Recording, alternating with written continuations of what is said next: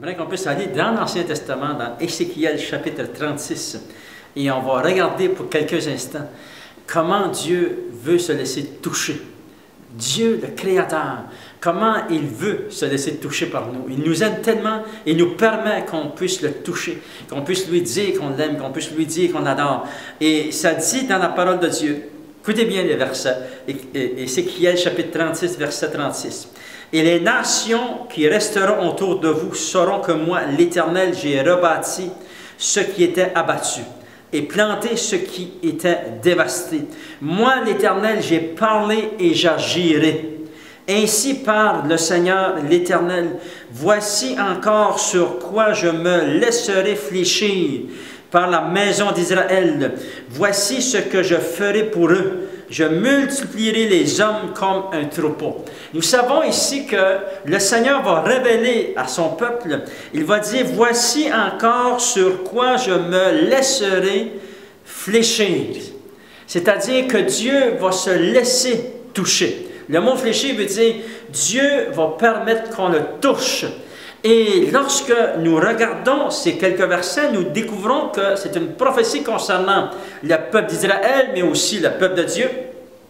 Et que Dieu avait promis qu'il allait rebâtir le peuple d'Israël. J'ai rebâti ce qui était abattu et planté ce qui était dévasté. Et nous savons que cette prophétie est accomplie à l'heure actuelle lorsque nous parlons. C'est que le peuple d'Israël avait été dispersé dans le monde entier dans l'an 70 et que 2000 ans plus tard, dans notre époque à nous, le peuple d'Israël est retourné dans leur pays et que Dieu a permis qu'ils le rebâtissent. Mais c'était un acte surnaturel de Dieu. C'est Dieu qui a permis que ce peuple reprenne racine en Israël. Maintenant, lorsque nous regardons nos vies, nous savons que nous aussi un jour, lorsque nous avons été abattus, lorsque nos vies étaient ruinées, lorsqu'on a passé à travers des tempêtes et que les gens nous ont délaissés, ou lorsqu'on devait pardonner, lorsque nos cœurs ont crié, lorsqu'on a pleuré la nuit, le Seigneur est toujours venu et il nous a rebâtis et il nous a relevés. Il est important de toujours crier à lui parce qu'il se laisse toucher. Voici qu'est-ce que je vais me laisser fléchir, dit le Seigneur l'Éternel, le Dieu créateur du ciel et de la terre. Il se laisse fléchir, c'est-à-dire qu'on peut aller vers lui. Nous, les hommes et les femmes, nous pouvons crier à Dieu et il va entendre notre voix. Lorsque nous avons besoin de secours, il est là pour nous secourir. Nous avons dans la parole de Dieu l'exemple du peuple d'Israël. Il est dit que Dieu est apparu à Moïse sur la montagne du Sinaï, dans un buisson, et que la présence de Dieu était dans ce buisson, le feu de Dieu était dans le buisson, mais le buisson ne se consumait pas parce que c'était un feu spirituel et esprit, et Dieu va dire quelque chose à Moïse, il va révéler quelque chose à Moïse par rapport au peuple d'Israël qui était esclave en Égypte. Il s'est laissé fléchir, il a entendu le cri de leur cœur. Regardez dans Exode chapitre 3, et je vais lire pour vous au verset 7. L'Éternel va dire à Moïse, l'Éternel dit, « J'ai vu la souffrance de mon peuple qui est en Égypte, et j'ai entendu les cris que lui font pousser ses oppresseurs, car je connais ses douleurs. » Voyez-vous, le peuple d'Israël était en Égypte, et puis dans la souffrance, sous l'oppression, ils travaillaient comme des esclaves dans ce pays, mais Dieu dit, j'ai entendu. Dieu s'est laissé fléchir, Dieu s'est laissé toucher par eux. Et il est dit, je suis descendu pour le délivrer de la main des Égyptiens, et pour le faire monter de ce pays dans un bon et vaste pays, dans un pays où coule le lait et le miel, dans le lieu qu'habitent les Cananéens, etc. Et voici, verset 9, ça dit, « Voici les cris d'Israël sont parvenus jusqu'à moi, et j'ai vu l'oppression que leur font souffrir les Égyptiens. Maintenant, va, je t'enverrai auprès de Pharaon, et tu feras sortir de l'Égypte mon peuple, les enfants d'Israël. » C'était ça la mission Moïse. Il devait aller, et puis aller en Égypte, aller chercher le peuple afin de les amener dans le pays promis, afin qu'ils puissent servir, que le peuple puisse servir le Seigneur. Mais la révélation ici, nous voyons que Dieu va dire, voici les cris d'Israël sont venus jusqu'à moi et j'ai vu leur oppression. Dieu s'est laissé toucher par eux. Dieu a vu l'oppression, a vu la souffrance. Et lorsque nous sommes dans la souffrance, lorsque les épreuves de la vie viennent, lorsque les temps, ça semble très difficile, ça semble qu'il n'y a rien qui se passe, criez à Dieu. Il est dit dans la parole de Dieu, demandez et vous recevrez.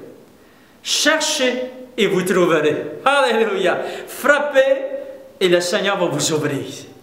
Persévérez à crier à Dieu. Il se laissera toucher par vous.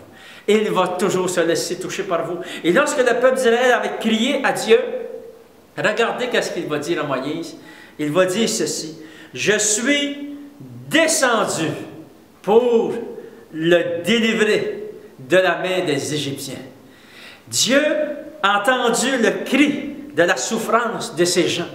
Et ça dit que leur cri est parvenu jusqu'au devant le trône de Dieu et que Dieu s'est laissé toucher par eux. Et Dieu dit même, il dit, je suis descendu moi-même. Alléluia, gloire au Seigneur. Et Dieu va descendre pour vous. Lorsque vous criez au Seigneur, lorsque vous êtes dans votre souffrance, le Seigneur viendra toujours pour vous relever, pour vous secourir. Lorsque vous êtes malade, le Seigneur, demandez au Seigneur. Demandez au Seigneur qu'il puisse vous guérir. Lorsque quelqu'un est malade, il est dit dans la parole de Dieu, qu'il crie à Dieu, et Dieu va intervenir. Il peut intervenir par la main des médecins, il peut intervenir par les choses naturelles de la vie, mais aussi, Dieu est tout-puissant. Jésus a dit, je suis le Dieu tout-puissant. Il est le Dieu tout-puissant, c'est-à-dire qu'il peut tout. Il peut dépasser la médecine, il peut dépasser notre niveau naturel, il est tout puissant. Il est le Dieu surnaturel, il est le Dieu glorieux.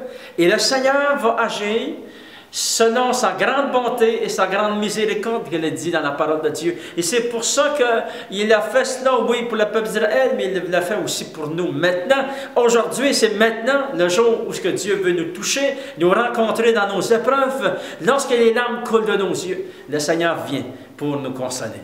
Jésus a dit, je vais vous envoyer le consolateur, l'Esprit de vérité. Le Saint-Esprit est notre consolateur. Il est maintenant ici avec nous, maintenant, aujourd'hui, pour amener la consolation. Jésus a dit, je suis venu pour guérir les cœurs brisés. Et combien de cœurs sont brisés? Combien de fois qu'on a été brisés par les gens? Combien de fois qu'on a été abandonnés? Combien de fois que des gens nous ont rejetés?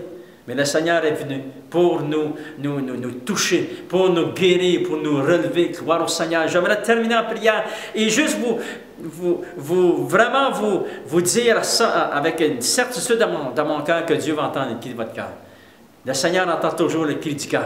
Alléluia. Toi qui as besoin que ton fils doit être touché ou ta fille doit être touchée, Dieu va entendre. Cette semaine, il y a une femme qui est venue et puis elle pleurait, même pas plus dire c'est quoi que sa fille vivait. Sa fille était dans la souffrance, elle était dans un hôpital aux États-Unis. Elle demandait de prier pour elle. Et Dieu va intervenir. Et Dieu va intervenir aussi pour toi. Dieu va intervenir, il va amener consolation et restauration. Seigneur, je prie maintenant, Seigneur. C'est toi, Seigneur, oh Dieu, comme nous l'avons vu dans ta parole. C'est toi qui as entendu les souffrances et les cris et l'oppression. Maintenant, tu entends les souffrances, les cris et l'oppression comme on vit des fois, Seigneur. Ou les épreuves qui viennent contre nous. Seigneur, au nom de Jésus, oui, Seigneur, je te demande d'intervenir, d'amener restauration, d'amener la bénédiction de Dieu, la guérison, Seigneur, consolation. Touche ton fils et ta fille. Viens au secours de tes enfants. Maintenant, au nom de Jésus, tu rentres dans ce foyer, tu le visites puissamment par l'onction et la puissance du Saint-Esprit et tu interviens. Au nom de Jésus, je t'ai prié. Amen. Gloire au Seigneur.